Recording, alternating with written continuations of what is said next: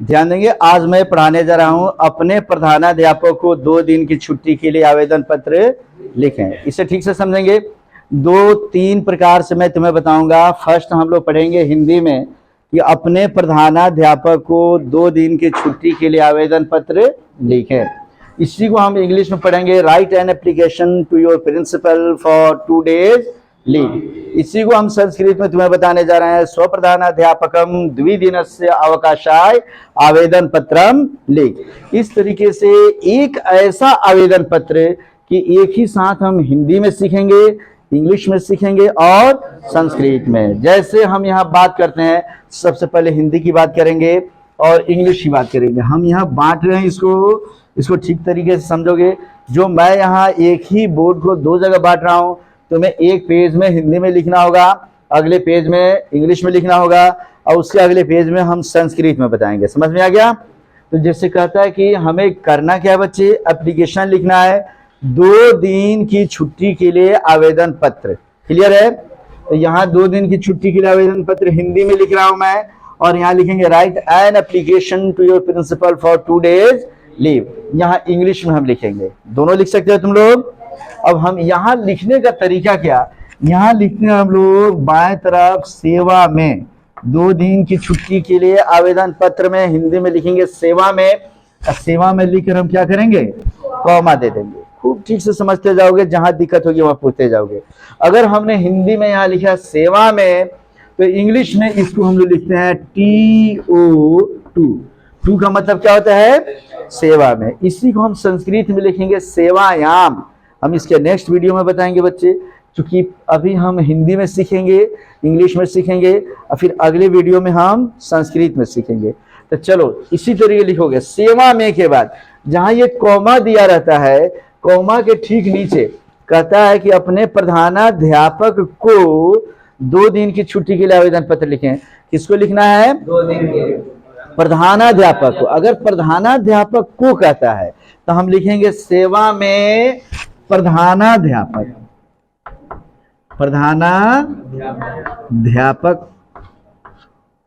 महोदय, सेवा में प्रधानाध्यापक महोदय, कॉमा दे देंगे।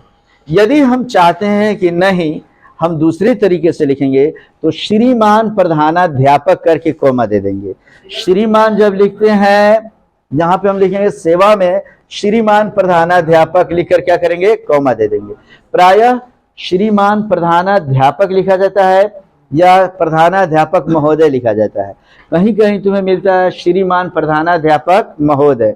दोनों लिखने की जरूरत नहीं होती है, फिर भी लिख देते हो तो बिहार बोर्ड में उसको सही मान लिया जाता है। लेकिन सच्चाई यही है, जब श्रीमान लगा देंगे तो महोदय नहीं, महोदय लगाएंगे तो श्रीमान नहीं। लेकिन बोर्ड के एग्जाम में तुम्हें जो गेस्ट पेपर आते हैं उसमें कहीं मिल जाता है श्रीमान प्रधानाध्यापक महोदय, और बेस वही है, पुरानी वाली बेस है, तो कई सारे लोग उसको सही भी कर देते हैं। समझ में आ गया? लिख देते हो तो गलत नहीं हो रहा है यहाँ, लेकिन नहीं लिखते हो तो और बेहतर है। समझ में आ गया? हम लिखते हैं सेवा में प्रधानाध्यापक महोदय। जैसे मानो कहता है कि अपने जिलाधिकारी को आवेदन पत्र लिखें, तब हम लिखेंगे सेवा में जिलाधिकारी। बहुत ज्यादा लिखना है तो महोदय लिखेंगे, नहीं तो सिर्फ क्या लिखेंगे, जिलाधिकारी, बस कॉमा दे देंगे। समझ में आ रहा है? यदि कहता है कि अपने कार्यपालक पदाधिकारी को बिजली का मीटर बदलवाने के लिए आवेदन पत्र लिखें, तब हम लिखेंगे सेवा में कार्यपालक पदाधिकारी। आ रहा समझ में? अपने मुख्यमंत्री को अपने गांव की दशा के बारे में एक आवेदन पत्र लिखेंगे, तो सेवा में मुख्यमंत्री, इतना लिखेंगे। मतलब जिसको आवेदन पत्र कहता है लिखने के लिए, उसके पद को हम यहाँ लिखेंगे। समझ में आ रहा है ठीक से? तो सेवा में प्रधानाध्यापक महोदय। अब प्रधानाध्यापक कहाँ बैठते हैं बच्चों, बोलो? स्कूल में बैठते हैं कि जिला के हेडक्वार्टर में? तो हम तुरंत स्कूल का एड्रेस लिखेंगे। अगर जिलाधिकारी को लिखना होगा तो जिलाधिकारी जिला में बैठते हैं। मुख्यमंत्री कहाँ बैठते हैं, राज्य की राजधानी में। आ रहा समझ में ना? उसी तरीके से कार्यपालक पदाधिकारी अगर मान लो कि नगर पालिका का है तो उसका नगर पालिका, नगर परिषद लिखेंगे हम लोग, ठीक है ना जी। अगर वो बिजली विभाग का है तो लिखेंगे कार्यपालक पदाधिकारी बिजली विभाग गोपालगंज। समझ में आ रहा है? माने पहले हम उसके पद को लिखते हैं कि किसको एप्लीकेशन लिख रहा है, और उसके नीचे हम उसके जगह को लिखते हैं कि वो बैठता कहाँ है आदमी, ठीक है ना। तो तुम्हारा फर्स्ट क्वेश्चन है कि अपने प्रधानाध्यापक को 2 दिन की छुट्टी के लिए आवेदन पत्र लिखे हैं, तो हम लिखेंगे सेवा में प्रधानाध्यापक महोदय, आदमी का जगह कहाँ है बोलो। मान लो डीएवी स्कूल है तो लिखेंगे डीएवी उच्च विद्यालय, उच्च विद्यालय। आप उसके ठीक नीचे हम जगह का नाम लिखेंगे कि किस जगह पे, ये तो नाम हो गया, नाम के बाद हम क्या करेंगे जगह, तो जगह लिखेंगे हम लोग गोपालगंज, और लिख कर हम क्या करेंगे कॉमा दे देंगे। इस तरीके से हम सेवा में प्रधानाध्यापक महोदय डीएवी उच्च विद्यालय Gopalganj. Suppose your question is that write an application to your principal for 2 days leave. Then first of all you have to write here 2, and after you have to use comma here.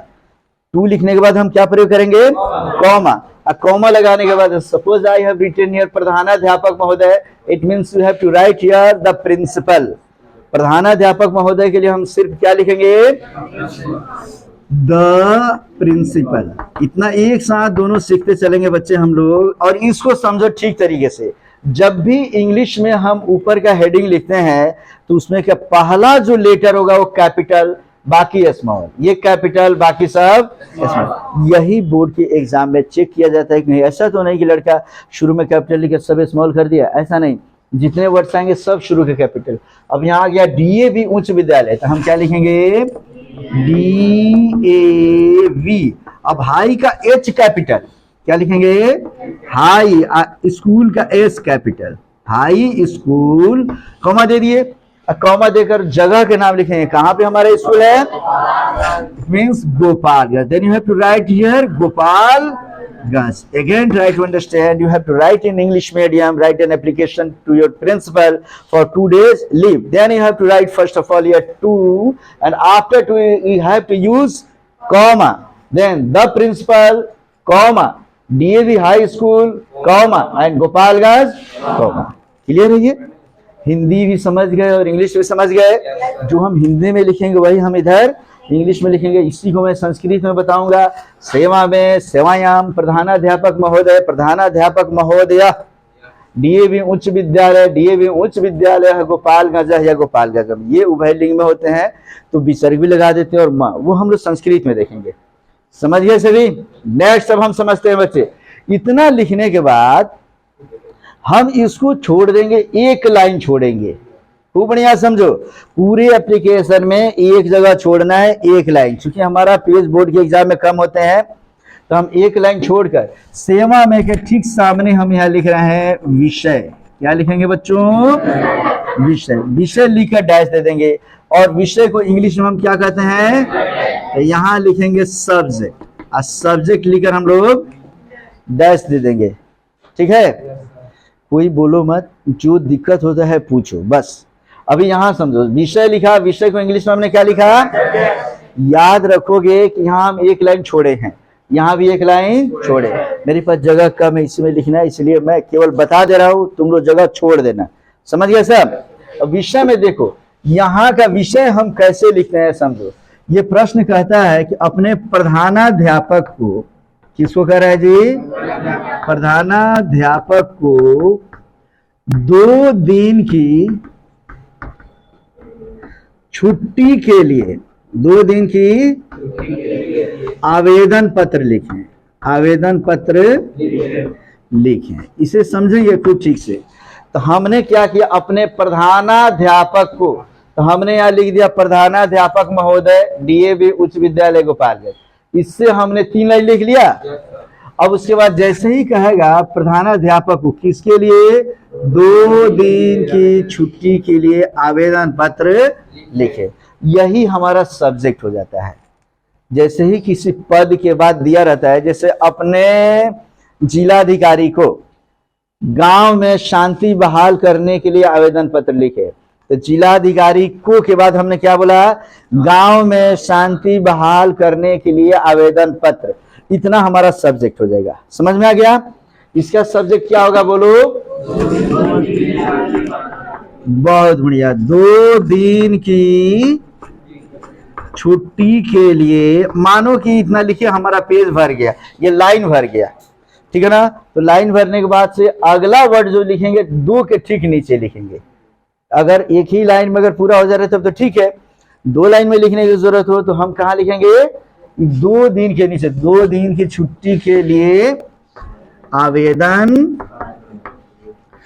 पत्र। तो ये हो गया। इसके बाद ना तो comma देते हैं ना पूर्ण विराम देंगे। समझ गए सभी? आगे समझो। इसी को इंग्लिश में अगर कहें तो हम लिखते हैं write an application to your principal for 2 days leave. क्या दिया रहता है? For 2 days leave. तो हम लिखेंगे यहाँ पे एन एप्लीकेशन, इसको लिखेंगे क्या? एन एप्लीकेशन फॉर, फिर इसी के ठीक नीचे से 2 days लीव। इस तरीके से हमारा हो गया बच्चे। इंग्लिश में अगर कहें to the principal DAV high school Gopalgarh, subject an application for 2 days leave, 2 दिन की छुट्टी के लिए आवेदन पत्र। समझ गए सभी? यहां तक में किसी को कोई दिक्कत है क्या? बस हमें ध्यान क्या रखना है कि जहां सेवा में लिखे हैं उसी के ठीक सामने हम विषय लिखेंगे। सेवा में के बाद कॉमा देंगे, कॉमा के नीचे वाले लाइन में यहां से प्रधानाध्यापक महोदय लेकर कॉमा कॉमा कॉमा, उसमें हम कॉमा देते जाएंगे, ठीक है। एक लाइन छोड़ेंगे, विषय लिखेंगे 2 दिन की छुट्टी के लिए आवेदन पत्र। उसी प्रकार इंग्लिश में लिखेंगे हम, कोई परेशानी नहीं ना। अब हम लिखेंगे महाशय, विषय के ठीक नीचे। अब हमें लाइन छोड़ने की जरूरत कहीं नहीं है। बोर्ड की एग्जाम में जो कॉपी होती है बच्चे, एकदम चूंकि चौड़ी ज्यादा होती है और लंबी कम होती है, अगर हम लाइन छोड़ते जाएंगे ना तो अगले पेज में भी हमारा एप्लीकेशन चला जाता है। और अच्छा एप्लीकेशन उसे माना जाता है जो सिर्फ एक पेज में लिख दिया जाए।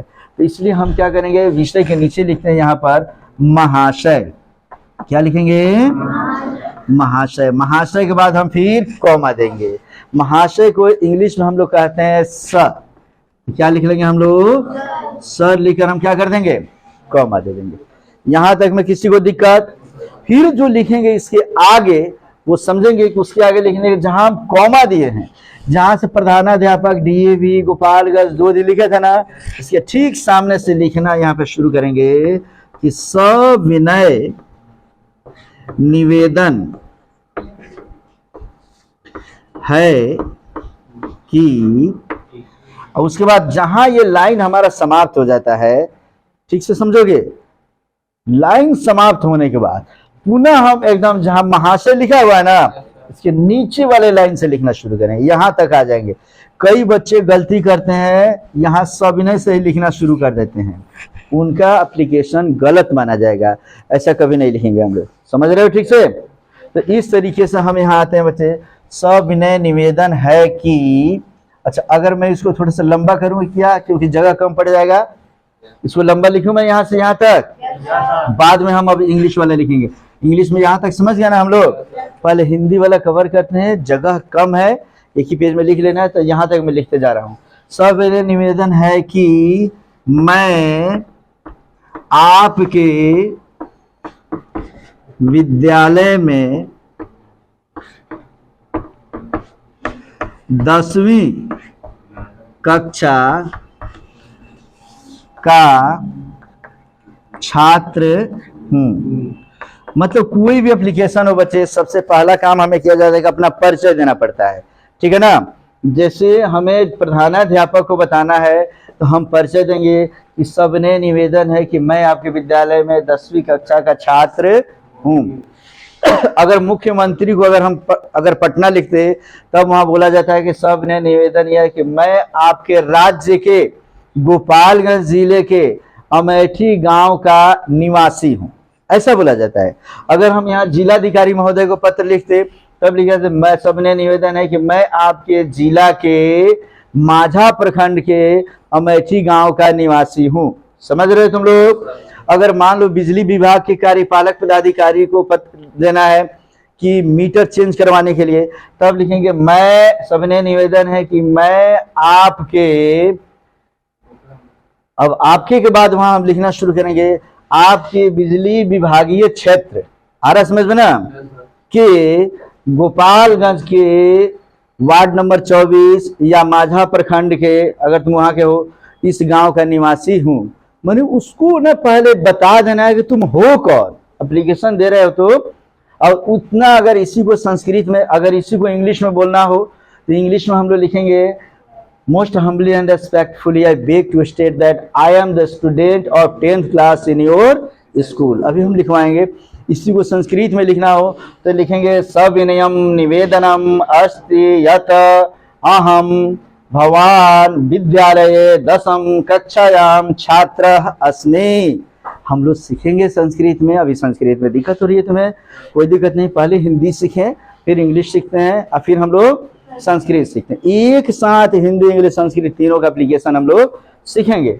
आते हैं हम लोग तो सविनय निवेदन है कि मैं आपके विद्यालय में 10वीं कक्षा का छात्र हूँ। इतना लिखने के बाद तुरंत मेन टॉपिक पे आएंगे। हमें करना क्या जी, 2 दिन की छुट्टी के लिए आवेदन पत्र लिखना है। कितने दिन की छुट्टी के लिए? तो तुरंत हम उसका कारण देंगे कि भाई क्या कारण है एप्लीकेशन देने का।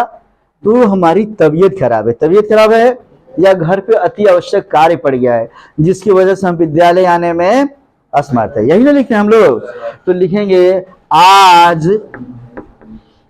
मैं बुखार से पीड़ित हूं। मान लो बुखार लग गया, तब बुखार से पीड़ित हूं, मैं आज बुखार से पीड़ित हूं। अतः छोड़ दो, यहां पे डायरेक्ट लिखेंगे कोमा के बाद, इसलिए मैं विद्यालय